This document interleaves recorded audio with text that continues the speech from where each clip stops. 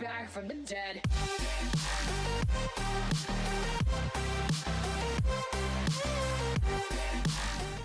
Hey guys, Frozen X is here, and I realize I have a race guide and a defense guide and no siege guide. Well, that's partially because siege fucking sucked up until recently. It's not that bad anymore. It's still quite annoying, but yeah, I'm going to make a guide for it. It's a little different than probably most of the guides you've seen.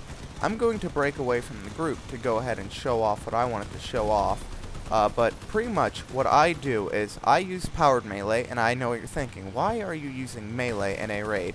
Well, I'm going to, first off, attack these turrets up top just to get those out of the way. Now, this tower is a bit simple. I don't even have to get into range of it to really kill it. Like, none of the cannons are really going to get a shot off on me.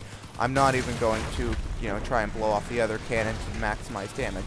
Now, this one, on the other hand, I have to come in from the side with the turret. So I line myself up so the turret can only hit me, not the homing missile on the other side.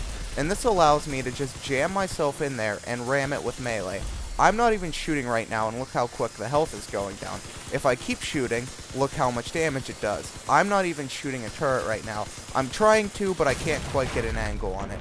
Regardless, I was able to take down that turret while sitting in a blind spot, so I took absolutely no damage there. Look, my vehicle is still fully together, and we're 4 turrets down.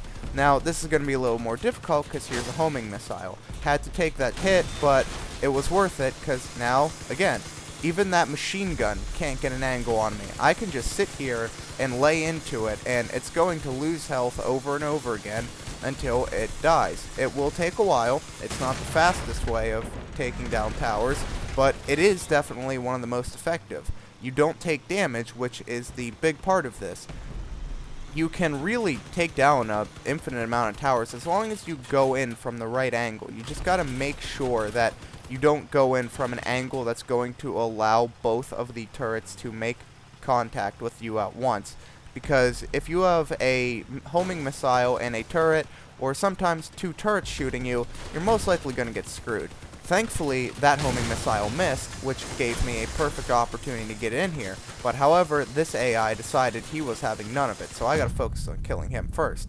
And as well as this guy, because I have a lot of ramming AI on me right now, and other ramming AI will kill me eventually, so I gotta be careful about that. I only lost 1 tire in the process, but if you also noticed, the entire time I'm shooting at these AI, I'm still doing damage to the Pumpjack. Meanwhile, the Pumpjack still can't even hit me.